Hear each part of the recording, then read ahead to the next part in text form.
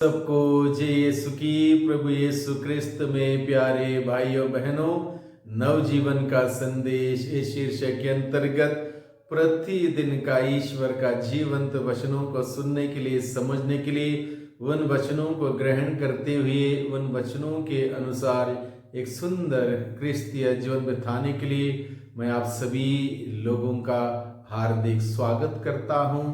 आज नवंबर की 23 तारीख है, शनिवार का दिन है और आज के दिन में प्रभु का वचन हम सबों को दिया गया मनन चिंतन करने के लिए संत लूकस के द्वारा रचित सुसमाचार अध्याय 20 पद संख्या 27 से 40 का प्रसंग है। इसमें मुख्य रूप से हम लोग देखते हैं सदूकी लोग ईसा के पास एक कठिन सवाल लेके आते हैं और ये सवाल लेके इसलिए आते हैं, सदूकी ईसा को फंसाना चाहते थे, इसलिए सदूकी ईसा के पास पुनरुत्थान से संबंधित सवाल को लेके आते हैं। क्योंकि सदूकी लोग पुनरुत्थान में विश्वास नहीं करते थे, इसलिए उन्होंने सोचा कि प्रभु यीशु मसीह शायद उनके सवालों का उत्तर नहीं दे पाएंगे, इसलिए पुनरुत्थान से संबंधित सवाल को लेकर सदूकी प्रभु के पास आते हैं। अब हम लोग बड़े ध्यान से प्रभु यीशु को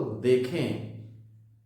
प्रभु यीशु के सामने उनके विरोधी हैं और विरोध करने के उद्देश्य से एक ऐसे सवाल, कठिन सवाल लेके प्रभु के पास आते हैं।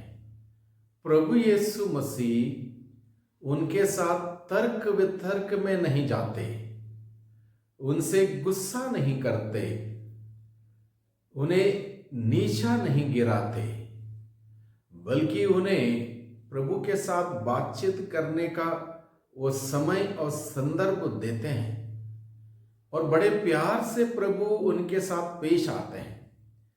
बड़े प्यार से और समझदारी से प्रभु उनसे बातचीत करते हैं और उनके सवालों का उत्तर बहुत ही तरीके से देते हैं।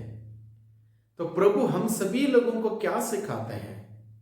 आज के परिवेश में भी अनेक लोग होंगे और हैं, या हम सबों के साथ ऐसा कभी हुआ भी होगा, लोग जानबूझ के हमें फंसाने के लिए, हमें नीचे गिराने के लिए, हमें असमंजस में डालने के उद्देश्य से अलग अलग प्रकार के सवालों को लेकर हमारे पास भी आते होंगे।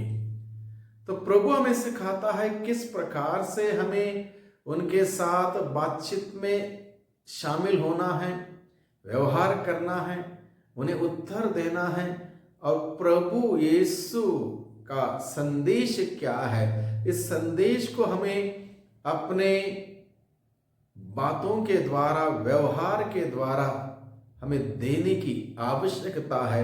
ये बात प्रभु हमें आज के दिन में सिखाता है। हो सकता है कई बार हम लोग प्रिपेयर्ड नहीं होते, जब लोग अचानक हमारा विरोध करने के उद्देश्य से कोई गलत सवाल करते, हम तैयार नहीं होते, तो हमें उस वक्त क्या करना है प्रभु हमें सिखाता है। हमारे जो भी समस्या क्यों ना हो, जो भी सवाल क्यों ना हो, प्रभु यीशु के पास उत्तर है। प्रभु के साथ हमारा रिश्ता संबंध गहरा होगा, दृढ़ होगा, अटल होगा। निश्चित रूप से प्रभु हमें प्रेरित करेगा और प्रभु की प्रेरणा हम समझ पाएंगे और उस प्रेरणा के द्वारा हम उत्तर दे पाएंगे। मान लो हम लोगों ने बाइबल पढ़ने की और बाइबल अध्ययन करने की, सीखने की एक आदत डाली है, तो निश्चित रूप से बाइबल की जानकारी हमारे पास परिपक्व होगी, बहुतायत में होगी, तो निश्चित रूप से हम कोई भी सवाल क्यों ना हो, उसका सवाल का उत्तर दे पाएंगे। इसलिए प्रभु हमें सिखाता है आज के दिन में हमें बाइबल की गहरी जानकारी और ज्ञान होना जरूरी है। दूसरी बात, प्रभु का मनोभाव और स्वभाव हमें धारण करना बहुत ही जरूरी है। अन्यथा हम लोग कोई कठिन सवाल के लिए या अचानक के अनप्रिपेयर्ड सिचुएशन में कोई सवाल करे, अगर हम उत्तर ना दे पाए तो संभवतः वो ठीक नहीं है, उचित नहीं है। इसलिए हम सबों को प्रिपेयर्ड होकर रहने के लिए प्रभु के साथ ट्यून्ड रहना होगा, प्रभु के साथ जुड़ा रहना होगा, प्रभु के साथ गहरा विश्वास का रिश्ता संबंध बनाए रखना होगा। और निश्चित रूप से जो प्रभु सदाई हमारे साथ रहते हैं, जिसने वादा किया है मैं सदाई तुम्हारे साथ हूं, हमारी ओर से हमें बोलने के लिए हमें शब्द देंगे। वक्त आने पर प्रभु हमें शब्द देंगे और इस प्रकार से प्रभु हमें आगे बढ़ाएंगे। और आज के सुसमाचार के द्वारा प्रभु हम सबों को सिखाता है कि सदूकी ईसा से नफरत करते थे, इसलिए उन्हें फंसाना चाहते थे, लेकिन प्रभु को नहीं फंसा पाए, क्योंकि प्रभु स्वयं सत्य थे। सत्य हमेशा आजाद है। सत्य पर जो चलता है, सत्य को स्वीकार करता है, सत्य में जीता है, सत्य प्रकट करता, सत्य बोलता है, उसको कोई फंसा नहीं सकता। प्रभु को फंसा नहीं पाए, क्योंकि प्रभु स्वयं सत्य थे।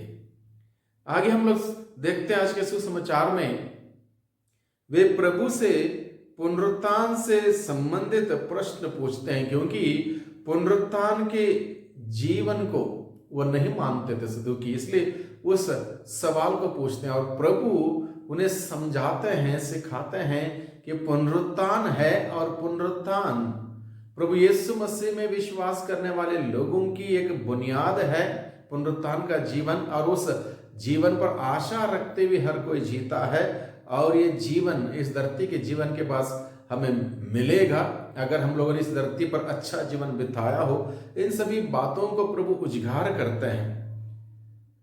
पुनरुत्थान के जीवन में धरती के जीवन से कोई लेना देना नहीं है। धरती के जीवन में जैसे जो शैली हम अपनाते हैं, जो तौर तरीका हम अपनाते हैं, जिस प्रकार से जीते हैं, लेना देना, शादी ब्याह करना, खरीदना बेचना, ये सब दुनियादारी है। ये दुनियादारी स्वर्ग में नहीं होती। सदूकियों का सवाल यही था कि स्वर्ग में शादी होती है, नहीं होती है। तो प्रभु ने इस बात को स्पष्ट किया, स्वर्ग में एक बार इंसान जाता है, वो स्वर्ग दूतों जैसा होता है। वहां पर लेना देना, शादी ब्याह, धरती के काम जो है वह वहां पर नहीं हो सकते। इस बात को प्रभु ने स्पष्ट किया सदूकियों को, और उनके द्वारा सभी लोगों को यह जानकारी प्रभु ने दी, स्वर्गीय जीवन कैसे होगा, किस प्रकार का जीवन होगा स्वर्गीय जीवन। इस बात को प्रभु ने स्पष्ट किया है।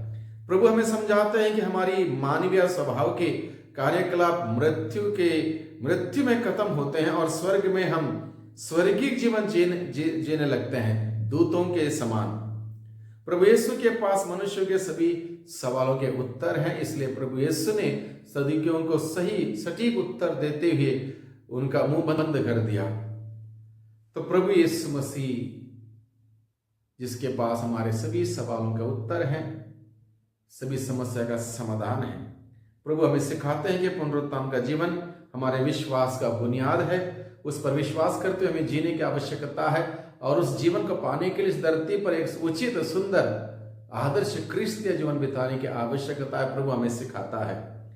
धर्म ग्रंथ का ज्ञान हमें हमारे धार्मिकता की सच्चाइयां समझाता है, धार्मिकता की गहराइयों तक ले चलता है। इसलिए धर्म ग्रंथ की जानकारी हम सबों को होना बहुत ही जरूरी है। धर्म ग्रंथ जितना जानेंगे उतना हम यीशु को जानेंगे, जितना यीशु को जानेंगे यीशु के सामर्थ्य, यीशु की कृपा, अनुग्रह हम सबों को मिलती रहेगी।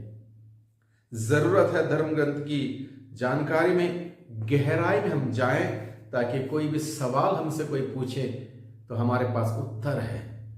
इसलिए प्रभु हम सबों को बुलाता है, निमंत्रण देता है आज के दिन में कि हम सभी धर्म ग्रंथ को जाने, धर्म ग्रंथ के द्वारा प्रभु को जाने, प्रभु का माने, प्रभु में विश्वास करें, विश्वास का जीवन जिएं, और विश्वास के द्वारा प्रभु की महिमा देखें, प्रभु की महिमा करें। वही प्रभु हम सबों को बहुतायत की आशीष, बहुतायत की बरकत प्रदान करें।